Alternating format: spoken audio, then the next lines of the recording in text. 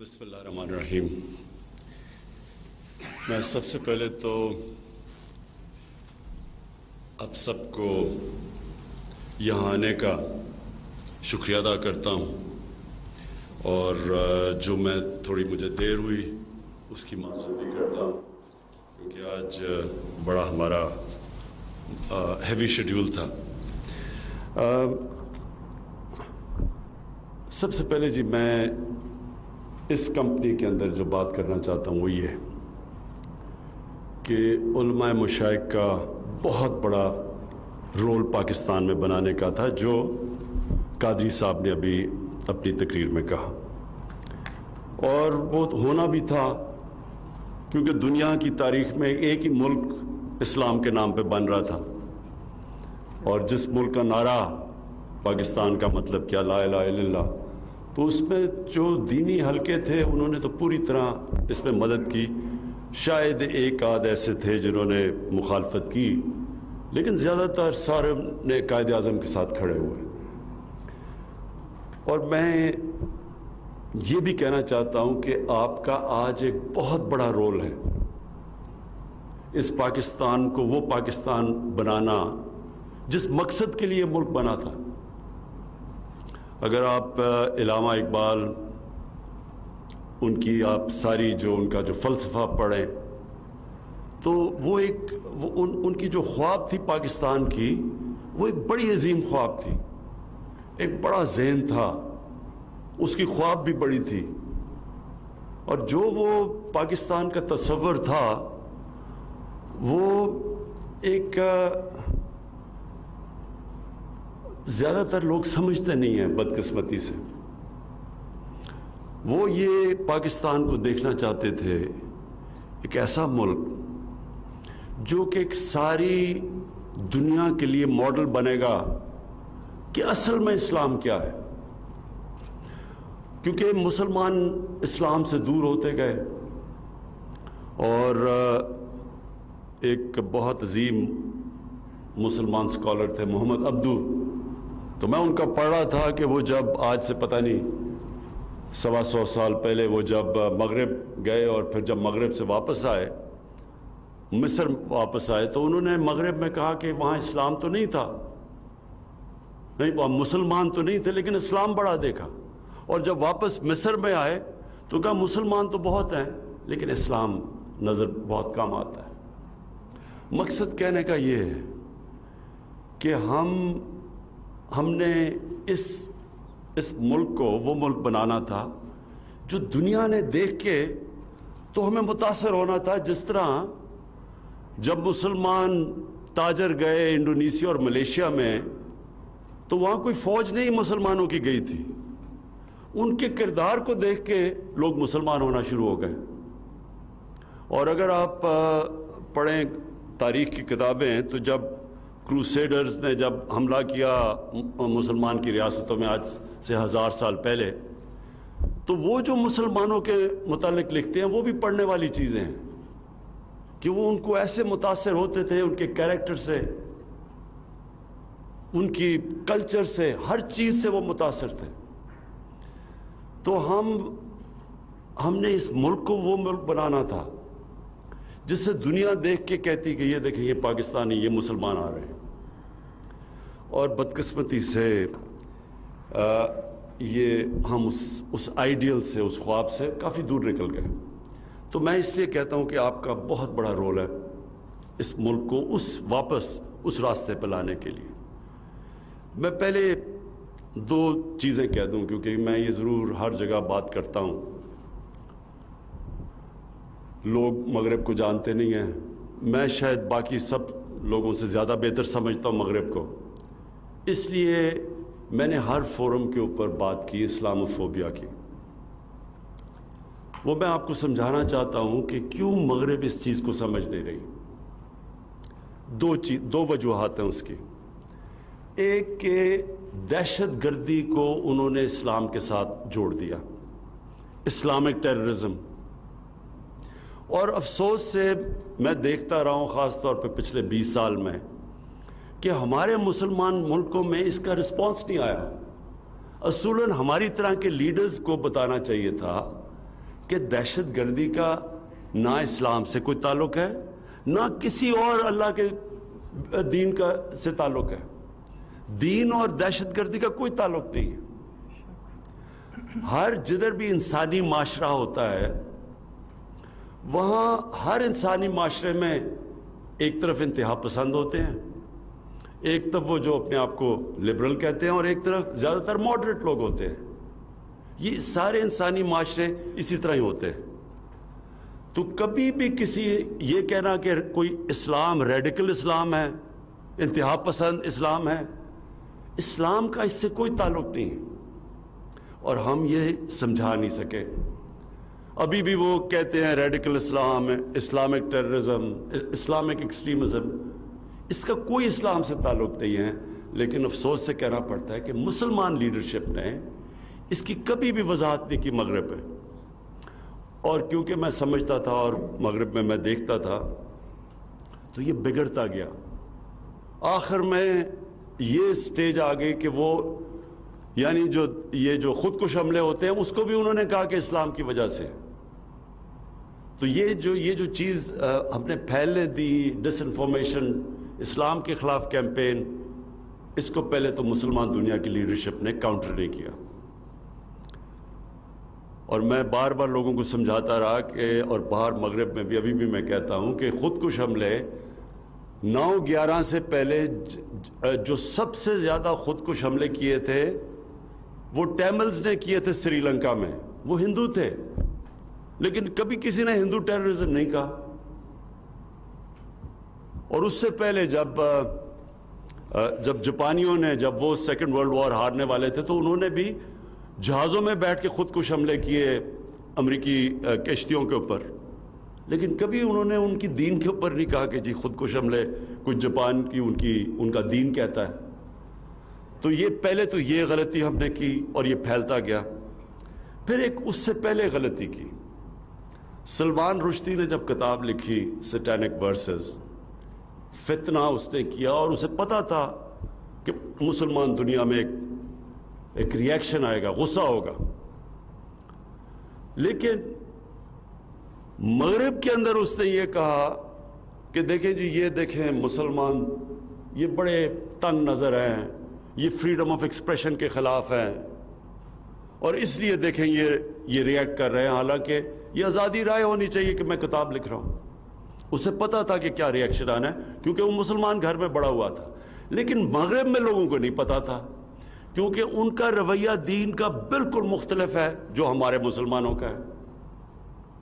وہ بالکل اور طرح دین کو دیکھتے ہیں. میں جب پہلی دفعہ گیا برطانیہ تو وہ کارٹون بنائے ہوئے تھے انہوں نے اپنے, میں بات نہیں کروں گا نعوذ باللہ, لیکن اپنے دینی جو ان کو دینی سمجھتے تھے ان کا بالکل مختلف تھا. تو ان کو سمجھ نہ آئے اور ہم سمجھا نہ سکیں. جو ہونا چاہیے تھا کہ مسلمان دنیا کے سربراہ کو پھر سے یونائٹڈ نیشنز فورم ہے, OIC فورم ہے, وہاں ان کو کہنا چاہیے تھا کہ ہمارا کس طرح کا پیار اور عشق ہے ہمارے نبی صلی اللہ علیہ وسلم سے. ہمیں سمجھانا چاہیے تھا کیونکہ ان کو تو سمجھ نہیں تھی, اور ہمیں ان کو بتانا چاہیے تھا کہ یہ آزادی رائے کے نام پہ ہمیں تکلیف نہ دیں ان کے اوپر اپنے نبی صلی اللہ علیہ وسلم کی بے حرمتی کرتے ہوئے. لیکن نہیں کیا کسی نے. اور ہوا کیا کہ یہ جو فتنہ تھا, جس کو پتا تھا کہ مسلمان ریئیکٹ کریں گے, وہ بار بار کبھی کارٹون لے آئیں, کبھی کچھ لے آئیں, اور تکلیف دیتے رہے مسلمانوں کو جو پھر ریئیکٹ کرتے تھے. تو وہ موقع مل گیا اسلامو فوبیا کا.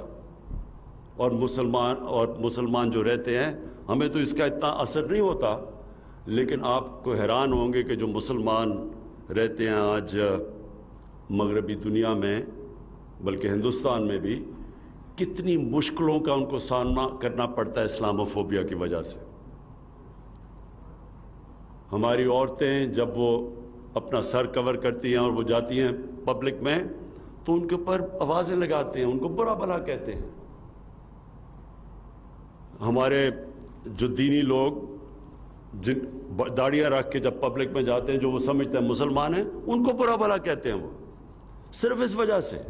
نیوزی لینڈ کے اندر ایک ایک بندوق والا دہشت گرد جا کے 50 مسلمانوں کو قتل کر دیتا ہے، تو اسے کیا پتا کہ جب اسلام اور دہشت گردی کو اکٹھا کر دیا تو لوگوں کو کیا پتا کہ کون سا مسلمان دہشت گرد ہے یا کون سا مسلمان انتہا پسند ہے؟ وہ تو سب ایک ہو گئے ان کی نظر میں۔ تو اس لیے وہاں مغرب میں مسلمانوں کو بڑی تکلیفوں کا سامنا کرنا پڑتا ہے، اور اس کی وجہ یہ کہ ہم مسلمان دنیا کے جو سربراہ ہیں، ہم نے کبھی یہ کوشش نہیں کی سب نے مل کے اس کو انٹرنیشنل فورمز پہ اٹھانے کی۔ اس لیے میں OIC میں بھی یہ چیز اٹھائی، آتے ساتھ ہی یونائٹڈ نیشنز میں بھی اٹھائی، اور بار بار دوسری دفعہ پھر اٹھایا کہ کوشش کر رہا ہوں۔ اور پھر میں نے سارے مسلمان سربراہ کو لیٹر لکھے کہ جب تک ہم سب مل کے مغرب کو نہیں اپروچ کریں گے، یہ بار بار اس طرح کی چیزیں ہوتی رہیں گی اور ہمیں تکلیف ملتی رہے گی، اور ان کو موقع مل جائے گا کہنے کا کہ دیکھیں جی کتنے تنگ نظر ہیں مسلمان۔ جبکہ یہودی کیونکہ وہ آرگنائزڈ ہیں، آج کسی کی مجال نہیں ہے، کوئی بھی یہودیوں کے خلاف بات نہیں کر سکتا وہاں مغرب میں۔ وہ ایک ورڈ استعمال کرتے ہیں، جو بھی اسرائیل کی بھی کوئی تنقید کرے وہ اینٹی سیمائٹ کہہ دیتے ہیں، سب چپ ہو جاتے ہیں، کوئی بات نہیں کرتا۔ اور جو ہولوکاسٹ ہے، جس جو ایک بہت بڑا ظلم ہوا تھا یہودیوں کے خلاف جرمنی کے اندر، تو آج اس کی آپ آزادی کے رائے کے نام سے اس کے اوپر کوئی بات ہی نہیں کر سکتے، اس طرح کا اس کی کوئی منفی بات نہیں کر سکتے۔ 4 یورپین ملکوں میں جیل میں چلے جاتے ہیں آپ، تو وہاں آزادی رائے نہیں ہے، لیکن ادھر وہ آڑ لے لیتے ہیں آزادی رائے کی۔ اور میں اس کو زیادہ اپنی کمزوری سمجھتا ہوں، اپنی مسلمانوں کی۔ اور انشاءاللہ میں آپ سب کو یہاں یہ کہتا ہوں کہ میں پوری کوشش کرتا رہوں گا، مسلسل کوشش کروں گا، مسلمان دنیا کے سربراہوں کو میں پوری ہر طرح جب بھی میں ملتا ہوں میں ان کو بھی کوشش کرتا ہوں، اور مغرب کے بھی جب ان کے سربراہ کو ان کو بھی میں سمجھانے کی کوشش کرتا ہوں کہ یہ ایک انسانوں کے اندر تقسیم ہو رہی ہے، یہ جب آپ ہمارے نبی صلی اللہ علیہ وسلم کی شان میں گستاخی کرتے ہیں۔ اب جی میں صرف آپ کو یہ بتا دوں کہ میرے نظر میں کوئی اسلام کا اسکالر نہیں ہوں، لیکن ایک طالب علم ہوں، اور میں کافی اسٹڈی کرتا ہوں اور کرتا رہا ہوں اور کافی دیر سے کر رہا ہوں۔ یہ میرا ایمان ہے کہ جو مدینہ کی ریاست تھی، کیونکہ وہ نبی صلی اللہ علیہ وسلم کی سنت تھی، کیونکہ وہ انہوں نے بنائی تھی، اور قرآن میں اللہ نے ہمیں حکم دیا تھا کہ ان کی سنت پہ چلو، تو یہ میرا ایمان ہے کہ جو بھی اس ریاست کے اصولوں پہ چلے گا اللہ اس قوم کو اٹھا دے گا، اور وہ قوم اگر مسلمان نہ بھی ہو تو اللہ اس قوم کو اٹھا دے گا اگر ان اصولوں پہ چل گئی وہ قوم۔ اور کیونکہ میں مغرب پھرا ہوا ہوں تو میں آپ کو یقین دلاتا ہوں کہ میں نے ان قوموں کو جو محمد عبدو نے کہا تھا آج سے 125 سال پہلے، میں نے اپنی آنکھوں سے دیکھا مغرب میں۔ دیکھیں جو اصول انہوں نے بنائے تھے نا،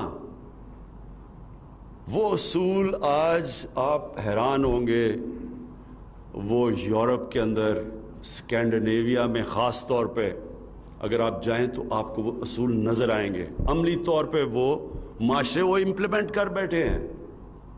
انسانیت کا نظام، یعنی ایک غریب آدمی، اس کو پوری طرح ریاست اس کی بنیادی ضروریات پوری کرتی ہے، جو دنیا کی تاریخ میں سب سے پہلے مدینہ کی ریاست میں ہوا تھا۔ اس کے تعلیم، اچھی تعلیم اور ریاست دیتی اور مفت، اور وہاں یہ نہیں ہوتا کہ 3 قسم کے سلیبس ہیں، انگلش میڈیم، اردو میڈیم اور پھر دینی مدرسے، 3 ڈیفرنٹ سلیبس۔ ایک سلیبس ہوتا ہے، میں غریب آدمی ہوں، میرا بچہ میں پیسے نہیں دے سکتا، حکومت اس کو اعلیٰ تعلیم دیتی ہے، اور وہ تعلیم کہ وہ بچہ ملک کا وزیر اعظم بھی بن سکتا ہے، ڈاکٹر بن سکتا ہے، کہیں بھی، یعنی کوالٹی کی تعلیم دیتی ہے اور مفت۔ بے روزگار ہو، حکومت پیسے دیتی ہے جب تک اس کو روزگار نہیں ملتا۔ وہ اگر ہسپتال میں جائے گا اس کو مفت علاج ملے گا. میں یہ اسکینڈینیویا کی اب بات کر رہا ہوں. عدالت میں جائے گا لیگل ایڈ ملے گی, حکومت وکیل کر کے دے گی اس کو. اس کو ایک فلاحی ریاست کہتے ہیں. یہ چیزیں ہمارے نبی صلی اللہ علیہ وسلم نے مدینہ میں کی تھیں, جس سے انہوں نے عام آدمی کے لیے ساری بنیادی ضروریات پوری کی تھی. اور دوسری چیز جو انہوں نے مدینہ میں کیا تھا وہ رول آف لا, قانون کی بالادستی. قانون کی بالادستی یہ کبھی بھی آج تک, میں آپ سارے علماء اور مشائخ کے سامنے کہنا چاہتا ہوں کہ کبھی بھی آج تک کوئی دنیا کا معاشرے نے ترقی کی نہیں جدھر قانون کی بالادستی نہیں ہوئی. کوئی آج اٹھا کے دیکھ لیں, آج دنیا کے خوشحال ملک دیکھ لیں, سارے جتنی زیادہ قانون کی بالادستی, رول آف لا, جتنا انصاف کا نظام, اتنا ہی وہ ملک خوشحال ہے. تو جب انہوں نے نبی صلی اللہ علیہ وسلم نے کہا کہ اگر میری بیٹی بھی قانون توڑے گی تو اس کو سزا ملے گی, اور پھر کہا کہ تمہارے سے پہلے بڑی قومیں تباہ ہوئیں جدھر طاقتور کے لیے قانون اور کمزور کے لیے دوسرا. یہ یاد رکھیں کہ یہ ایک پورا فلسفہ ہے اس کے اندر. اور ہمارے سامنے آج آپ تماشا دیکھ رہے ہیں کہ اربوں روپے کے کیسز ہیں لوگوں پہ, اور وہ کہتے ہیں ہمیں NRO دے دو. غریب لوگ جیلوں میں مرے ہیں, جنہوں نے گائے چوری کی, بھینس یعنی موٹر سائیکل چوری کیا, وہ تو جیلوں میں چلے گئے. تو جن کے پاس ثابت ہو گیا کہ اربوں روپے انہوں نے اس ملک کے چوری کیے ہیں اور باہر لے گئے ہیں, وہ کہتے ہیں ہمیں NRO دے دو. یہ آپ کے سامنے ہو رہا ہے. یہ اسی لیے ہمارے نبی صلی اللہ علیہ وسلم نے کہا تھا کہ بڑی قومیں تباہ ہوئی تمہارے سے پہلے, جو یہ بڑوں کو, طاقتور کو, ڈاکو کو NRO, اور بیچارے چھوٹے لوگوں کو پکڑ کے جیل میں. چھوٹے لوگوں کی چوری سے تو ملک نہیں تباہ ہوتا. آپ گائے بھینسیں, یہ موٹر سائیکل اور تھوڑی چوریاں, اس سے ملک نہیں تباہ ہوتا. ملک تباہ ہوتا ہے جب ملک کا وزیر اعظم اور اس کے وزیر چوری شروع کرتے ہیں. اور آج تیسری جو ہم کہتے ہیں یہ ڈیولپنگ ورلڈ, یہ جن کو تھرڈ ورلڈ کہتے ہیں, ڈیولپنگ ورلڈ, غریب ملک, آپ ایک ایک غریب ملک کو دیکھ لیں, ہر جگہ ان کے سربراہ, ان کے وزیر اعظم, ان کے وزیر وہاں سے ملک کا چوری پیسہ کر کے باہر لے جاتے ہیں. ایک ایک ملک میں آپ کو بتا سکتا ہوں. ہر سال, یہ ذرا آپ سب کے لیے, ہر سال 1000 ارب ڈالر غریب ملکوں سے چوری ہو کے امیر ملکوں میں جاتا ہے. 1000 ارب ڈالر. یعنی ہمارا جو, آپ یہ سوچیں کہ ہمارا جو سالانہ بجٹ ہے وہ زیادہ سے زیادہ 60 ارب ڈالر ہے. تو 1000 ارب ڈالر صرف غریب ملکوں سے چوری ہو کے امیر ملکوں پہ جا رہا ہے. تو اس لیے وہ کیوں چوری ہو کے جاتا ہے, وہاں بھی یہی ہو رہا ہے, طاقتور NRO اور غریب آدمی جیل میں. تو یہ نظام جو حضرت, اور اس کو کہتے ہیں ظلم کا نظام, اور اس کے لیے حضرت علی رضی اللہ تعالیٰ نے کہا تھا کہ کفر کا نظام چل جائے گا لیکن ظلم کا نظام اور ناانصافی کا نظام نہیں چل سکتا. تو میں جو آپ سے چاہتا ہوں, 4 چیزیں آپ سے چاہتا ہوں. ایک تو مدینہ کی ریاست کے اصول, یہ پلیز آپ ہر جدھر بھی آپ بات کرتے ہیں لوگوں کو بتائیں تو صحیح کہ وہ اصول کیا تھے. وہ جو انہوں نے نبی صلی اللہ علیہ وسلم نے جو اصول کے سیٹ اپ کیا تھا, جو بنیاد بنائی تھی اس کی, وہ کوئی وجہ تو تھی کہ وہاں ہمیں قرآن کہتا ہے ان کی زندگی سے سیکھو, اللہ کہتا ہے ان کی زندگی سے سیکھو, کہ وہی قوم جس کی کوئی حیثیت ہی نہیں تھی وہ دنیا کی امامت کی انہوں نے. اور یہ نہیں کہ کوئی صدیاں لگی, یا 15-20 سالوں کے اندر ان کی ہجرت کے بعد 15-20 سالوں کے بعد 2 سپر پاورز گھٹنے ٹیک گئی. یہ تو تاریخ کا حصہ ہے نا, یہ تو کوئی کہانیاں نہیں ہیں, یہ تو ڈیٹس ہیں. یہ تو آپ پڑھ لیں ہسٹری آف دا ورلڈ اس کے اندر آپ کو بتا دیں گے کہ وہ ایک ساری دنیا دنگ ہوا کیا تھا. کوئی ابھی تک نہیں سمجھ سکتا کہ اتنا بڑا انقلاب کیسے آ گیا. دیکھتے دیکھتے ساری دنیا میں پھیل گئے. وہ اس لیے اللہ ہمیں کہتا ہے کہ ان کی زندگی سے سیکھو, ان اصولوں سے سیکھو. قوم کو اوپر اٹھانا ہے تو وہ اصول وہ طے کر گئے تھے. تو میں آپ سے یہ ریکویسٹ, آپ علماء اور مشائخ آپ جانتے ہیں ساری چیزیں, تو آپ کو اس کے اوپر پورا لوگوں کو آگاہ کرنا چاہیے. اور ان مدینہ کے اصولوں کے اندر جو میں چاہتا ہوں کہ ایک چیز جو مجھے بڑا مسئلہ آ رہا ہے اپنے ملک میں, وہ ضرور آپ بات کریں. مولانا رومی, ان سے کسی نے پوچھا کہ قوم کیسے مرتی ہے. مولانا رومی نے کہا کہ قوم تب مرتی ہے, انہوں نے 2 درختوں کا بتایا, ایک بڑا خوشبودار اور ایک بڑا بدصورت درخت. جب ایک قوم ان کے اندر فرق کرنا ختم کر دیتی ہے, قوم مر جاتی ہے. جب قوم ایک اچھے اور برے کی تمیز ختم کرتی ہے, قوم مر جاتی ہے. دیکھیں, پیسہ چوری ہوتا ہے پھر آ جاتا ہے, قوموں کے لیے پیسہ آتا جاتا ہے, لیکن جب ایک قوم کی اخلاقیات تباہ ہوتی ہے تب قوم مرتی ہے. اس لیے یہاں جو ظلم ہوا ہے نا ہمارے ملک میں, کہ میں دیکھتا ہوں ایک ہمارے 8-9 ہمارے بڑے بڑے صحافی وہ جا کے عدالت میں چلے گئے کہ جی ایک آدمی جو سپریم کورٹ نے کنوکٹ کیا ہے, جس کو جو ملک سے جھوٹ بول کے باہر بھاگ گیا ہے, جس کے پتہ ہے کہ اربوں روپے باہر پڑے ہیں, یہاں کا چوری کیا ہوا پیسہ, اور وہ کہتے ہیں جی اس کو تقریر کرنے کی اجازت دی جائے. یعنی ہم کیا میسج دے رہے ہیں اپنے نوجوانوں کو, اپنے یوتھ کو کیا میسج دے رہے ہیں کہ چوری کرنا کوئی بری چیز نہیں ہے, کہ آپ ملک سے جھوٹ بول کے فرار ہو جائیں, کوئی فکر نہیں ہے. آپ کے پاس اربوں روپے کی باہر پراپرٹی, آپ جواب ہی نہیں دے سکتے, لیکن آپ کو تقریر کرنے کا موقع دیا جائے. میں کیونکہ مغرب کو پھر میں آپ سب کے سامنے رکھنا چاہیے, کیونکہ میں جانتا ہوں, آپ یقین کریں کہ اگر اس طرح کوئی آدمی وہاں یہ کرتا پبلک کے پیسے سے تقریر کیا, وہ کسی محفل میں نہیں بیٹھ سکتا تھا. دیکھیں, یہ جو کرپشن ہے نا, یہ ملک کی سب سے بڑی کینسر ہے, لیکن اس سے کبھی قانون سے نہیں لڑا جاتا.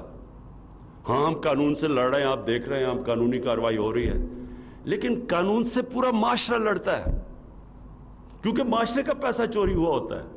میرا تو نہیں پیسہ چوری ہوا, تو پورا معاشرہ اس کا مقابلہ کرتا ہے. اور تب معاشرہ جیتتا ہے جب ایک تھانے دار یا پٹواری بھی رشوت لیتے ہوئے ڈرے کہ لوگ کیا کہیں گے اگر پتہ چل گیا لوگوں کو. یہ سمجھنے کی بات ہے. جب معاشرے کے اندر ویلیو سسٹم یہ ہو جاتا ہے کہ وہ معاشرہ ایکسیپٹ ہی نہیں کرتا جو آدمی اس معاشرے کے پیسے چوری کرے, قانون توڑے, تب وہ معاشرہ جیتتا ہے کرپشن کی جنگ. سنگاپور کے اندر, سنگاپور ہمارے ساتھ ہمارے تھوڑی دیر بعد آزاد ہوا, ادھر ایک پرائم منسٹر آ گیا, وہاں بھی کرپشن تھی.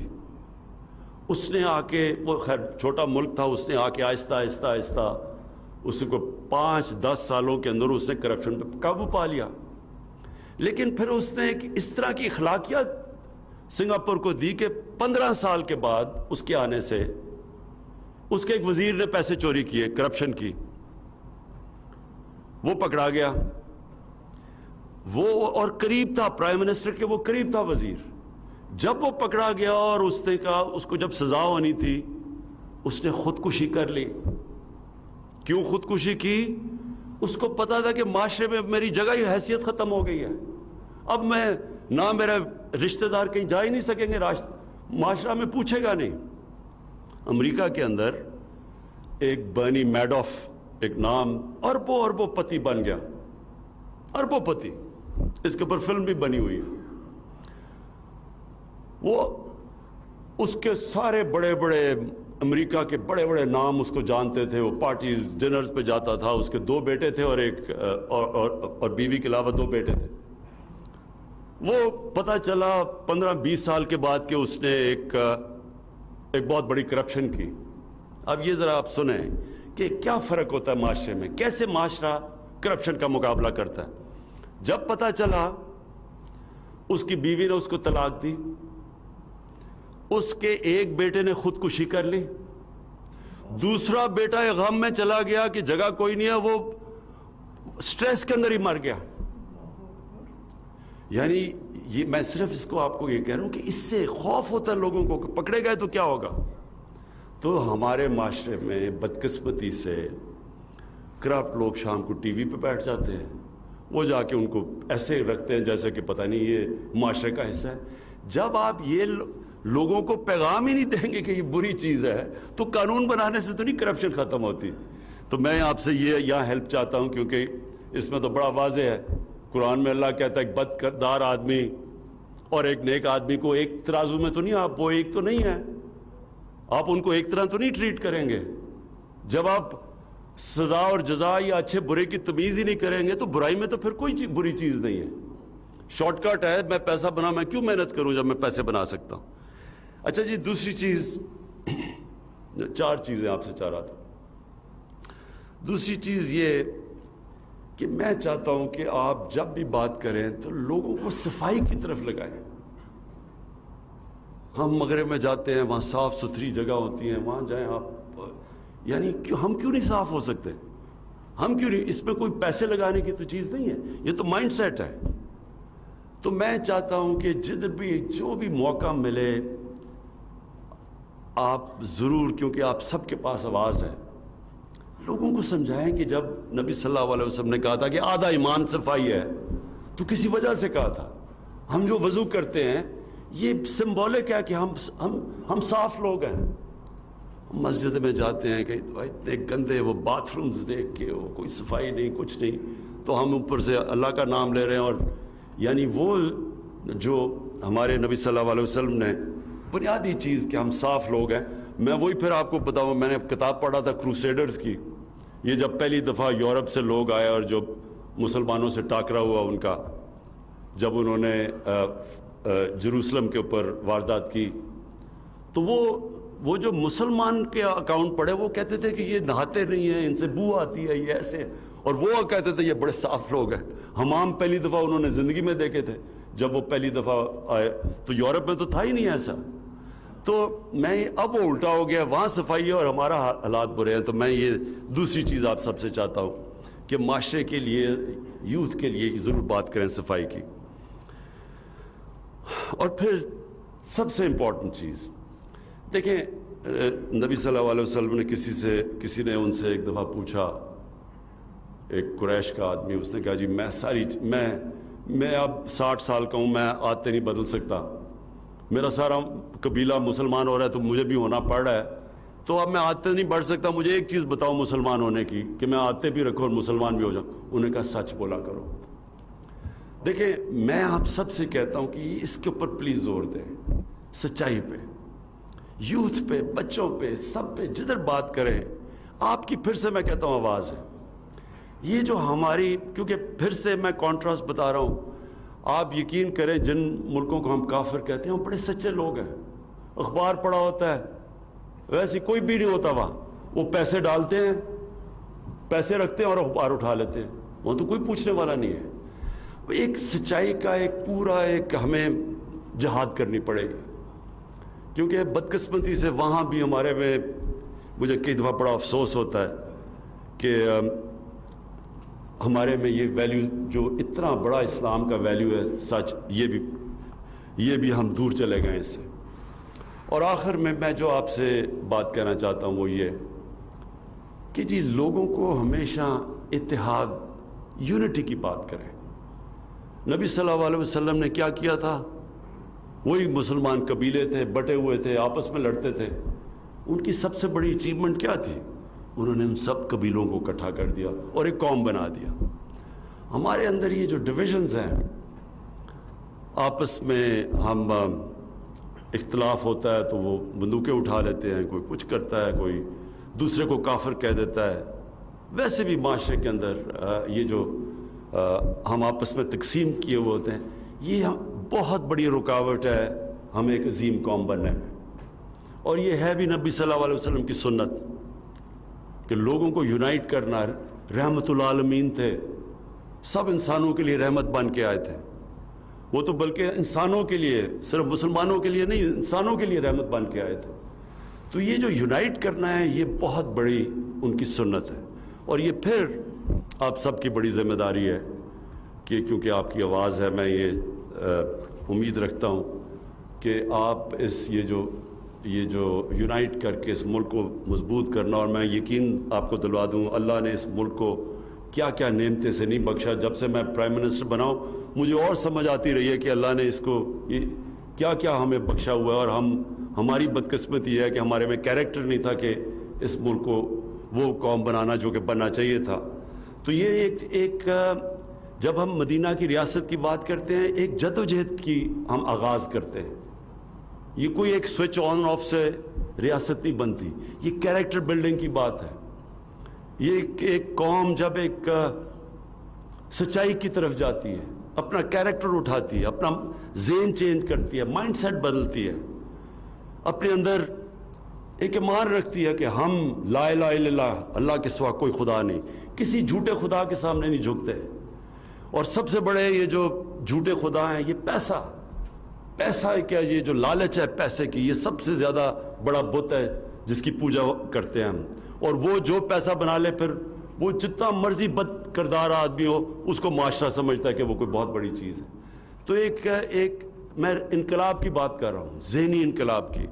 اور وہ جب تک آپ سب اس میں شرکت نہیں کریں گے, اس جد و جہد کا حصہ نہیں بنیں گے, وہ اکیلا عمران خان کچھ نہیں کر سکتا. بہت بہت شکریہ.